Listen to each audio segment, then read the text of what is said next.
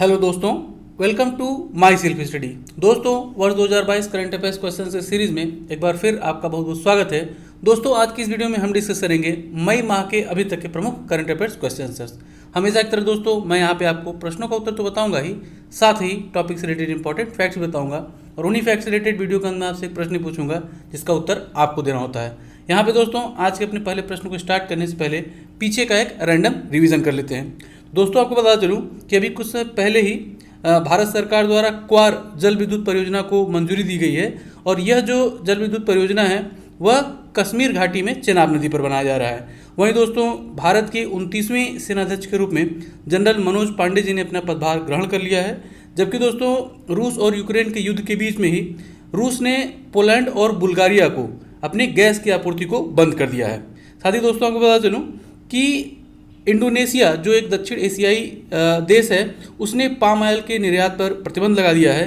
वहीं दोस्तों, देश का पहला हरित हाइड्रोजन संयंत्र को असम में स्थापित कर दिया गया है।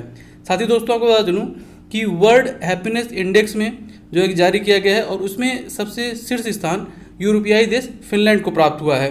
वहीं दोस्तों, माधुरी पुरी वुची इन्हें सेबी की पहली महिला अध्यक्ष के रूप में नियुक्त किया गया है। जबकि दोस्तों, प्रो कबड्डी 2022 से खिताब दबंग दिल्ली ने जीता है। वहीं विवा कार्निवल महोत्सव का आयोजन गोवा में किया गया है। दोस्तों, आज का पहला प्रश्न है, मई 2022 में निम्नलिखित में से किस देश के राष्ट्रपति के निधन के शोक में भारत सरकार द्वारा एक दिन के राजकीय शोक को घोषित किया गया है? और आपके ऑप्शंस हैं ओमान, यूएई, कुवैत या फिर सऊदी अरब। तो दोस्तों, इसका सही आंसर हो जाएगा ऑप्शन सेकंड, यूएई। इस संदर्भ में दोस्तों, आपको बता चलूँ कि राष्ट्रपति शेख खलीफा बिन जायद अल नहयान की मृत्यु 13 मई 2022 को 73 वर्ष की अवस्था में हो गया। और इसके बाद दोस्तों, अगले ही दिन यानी कि 14 मई को भारत सरकार द्वारा जो है कि राजकीय शोक, एक दिन का राजकीय शोक घोषित करते हुए आधे झंडे को झुका दिया गया। वहीं दोस्तों, आपको बता चलूँ कि यूएई में कुल 40 दिनों का राजकीय शोक मनाया जा रहा है। और अब दोस्तों, बिन खलीफा जी की मृत्यु के उपरांत उनके छोटे भाई शेख मोहम्मद बिन जायद अल नहयान को यूएई का नया राष्ट्रपति चुन लिया गया है। अब दोस्तों, बात यहाँ पर यूएई की हो रही है, तो यूएई की एग्जैक्ट लोकेशन जानने के लिए मैं आपको ले चलता हूँ वर्ल्ड मैप की तरफ।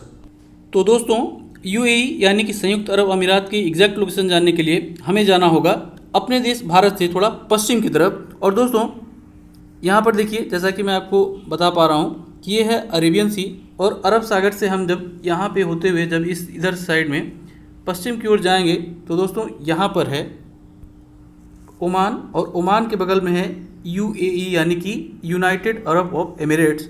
और दोस्तों, ध्यान रखिएगा कि यूनाइटेड अरब एमिरेट्स की एक बहुत ही बड़ी सीमा, स्थल सीमा सऊदी अरब और ओमान से लगती है। और दोस्तों, एक चीज़ और भी आप ध्यान रखिएगा कि यूएई की एक बड़ी कोस्ट लाइन पर्शियन गल्फ से भी यानी कि फारस की खाड़ी से भी लगती है। और दोस्तों, एक चीज़ यहाँ पर और भी आप ध्यान रखिए कि यह जो यूएई के सबसे टॉप पे जो एक एरिया दिखाई दे रहा है, जो स्थल खंड है, जो भूभाग है, ये वाला, तो ये दोस्तों, ये यूएई का पार्ट नहीं है, ये ओमान का पार्ट है। इसे भी आप याद रखिएगा। अब दोस्तों, बात अगर हम दुबई की करें तो दुबई में दोस्तों दुनिया की सबसे ऊंची इमारत बुर्ज खलीफा जो है कि वहीं पर स्थित है। वहीं दोस्तों, आपको बता चलूँ कि अभी कुछ समय पहले ही न्यूज़ आई थी कि दुनिया की सबसे खूबसूरत इमारत, जिसे म्यूजियम ऑफ फ्यूचर भी कहा जा रहा है, उसकी स्थापना भी जो है कि दुबई में की गई है। वहीं दोस्तों, कुछ समय पहले इन्फिनिटी ब्रिज की भी जो है कि उद्घाटन दुबई में किया गया था। और दोस्तों, आपको बता चलूँ कि यूएई की ही एक कंपनी है, इसका नाम है एमआर ग्रुप। एमआर ग्रुप ने भारत में कश्मीर घाटी में 5 लाख वर्ग फीट एरिया में एक मेगा शॉपिंग मॉल बनाने की भी घोषणा की है। अगला प्रश्न है, मई 2022 में भारत सरकार द्वारा निम्नलिखित में से किसके निर्यात पर तत्काल प्रभाव से रोक लगा दिया गया है? और आपके ऑप्शंस हैं चावल, गेहूं, चीनी या फिर कपास। तो दोस्तों, इसका सही आंसर हो जाएगा ऑप्शन सेकंड, गेहूं। इस संदर्भ में दोस्तों, आपको बता चलूं कि जैसा कि आप जानते हैं कि वर्तमान समय में यूक्रेन और रूस का युद्ध चल रहा है, और रूस तथा यूक्रेन दोनों ही पूरी दुनिया में जो है कि बहुत बड़े गेहूं के एक्सपोर्टर थे। और इस युद्ध के कारण दोस्तों, पूरी दुनिया में जो है कि गेहूं की कमी महसूस की जा रही है। और यही कारण है दोस्तों कि बहुत सी देशों ने, जिन्होंने आज तक कभी भारत से गेहूं परचेज नहीं किया था, उन्होंने भी, जैसे कि मैंने अभी पिछली वीडियो में आपको बताया था कि मिस्र ने भारत से जो है कि गेहूं आयात की मंजूरी प्रदान कर दी है। वहीं दोस्तों, कुछ दिन पहले ही अभी टर्की ने भी भारत से 50,000 टन गेहूं को आयात करने की मंजूरी दी। और इसी बीच दोस्तों भारत ने अपने खाद्य सुरक्षा को ध्यान में रखते हुए भारत सरकार ने गेहूं के निर्यात पर प्रतिबंध लगा दिया है। और दोस्तों आपको बता चलूं कि जर्मनी आदि देशों ने भारत के इस जो है कि फैसले का विरोध भी किया है। वहीं दोस्तों आपको बता चलूं कि अभी कुछ समय पहले ही भारत सरकार द्वारा अफगानिस्तान के लोगों को 50,000 टन गेहूं गिफ्ट के रूप में दिया गया था।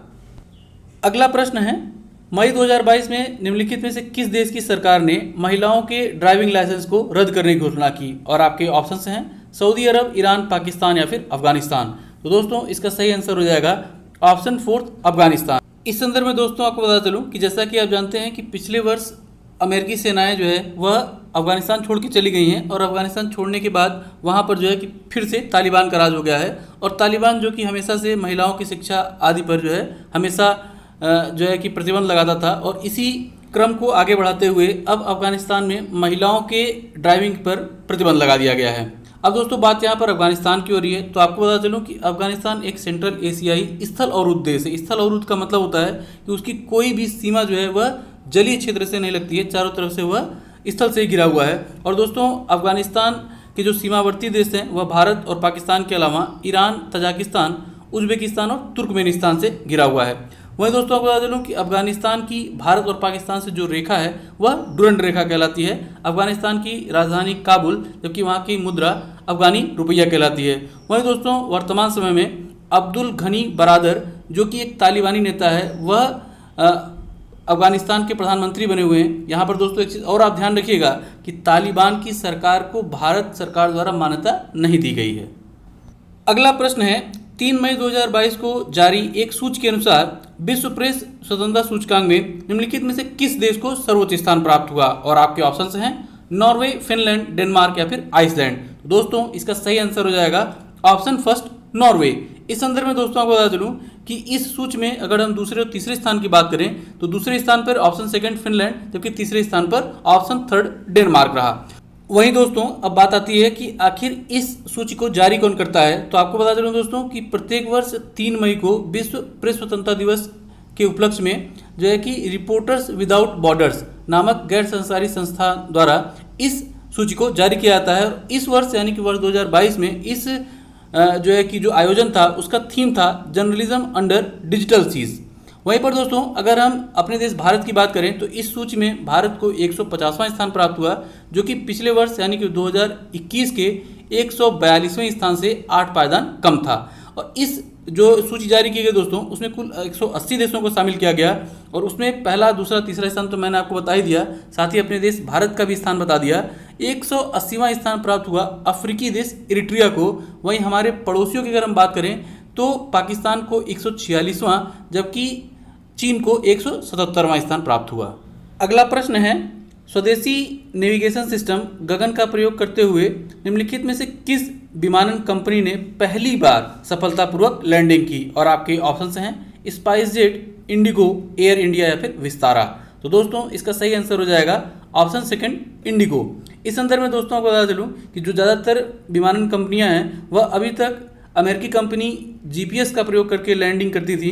और इस बार दोस्तों भारत सरकार द्वारा विकसित की गई इस गगन ऐप का, गगन नेविगेशन सिस्टम का प्रयोग करते हुए इंडिगो जो कि एक विमानन कंपनी है उसने राजस्थान के किशनगढ़ में सफलतापूर्वक लैंडिंग की है। वहीं पर दोस्तों आपको बता चलूं कि भारत सरकार के द्वारा गगन के अलावा नाविक नामक नेविगेशन सिस्टम भी विकसित किया गया है।